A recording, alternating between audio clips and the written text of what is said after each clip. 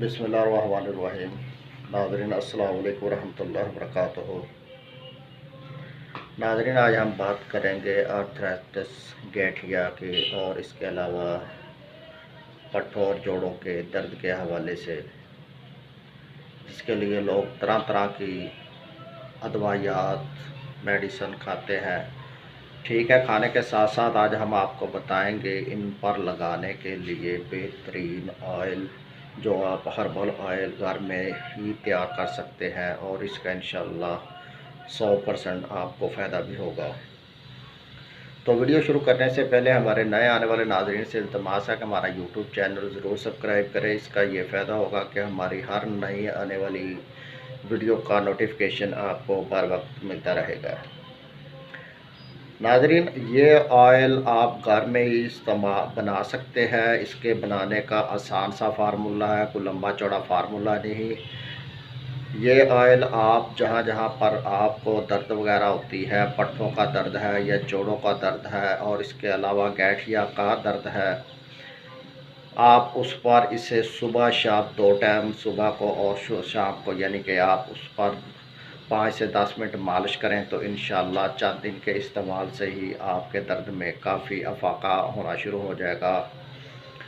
तो इसके बनाने का तरीका और इसके अज्जा जो हैं वो नाज़रीन आप नोट फरमा लें। तो इसके लिए आपको सबसे पहले चाहिए अजवाइन देसी, ये आपने लेनी है 10 ग्राम। दूसरे नंबर पर आपने लेनी है सुरंजीन शीरी, ये भी 10 ग्राम। और तीसरे नंबर पर आपने लेना है सरसों का तेल, ये तकरीबन 1 पाव हो। और चौथे नंबर पर नाज़रीन आपने लेना है थोम, यानी कि लहसुन देसी वाला हो। ये आपने सिर्फ 2 पोथी 2 दाने इसके लेने हैं, 2 जोए भी किसे जिसे आप कह सकते हैं। ठीक है, तो नाज़रीन इन तमाम चीज़ों को आपने हल्की आंच पर, लोहे की कढ़ाई वगैरह हो उसमें तेल डालकर तमाम तीनों चीज़ों, जोए लहसुन के, अजवाइन और सुरंजीन, तीनों चीज़ें उसमें डालकर हल्की आंच पर आपने कम से कम इसे आधा घंटा तक पकाना है।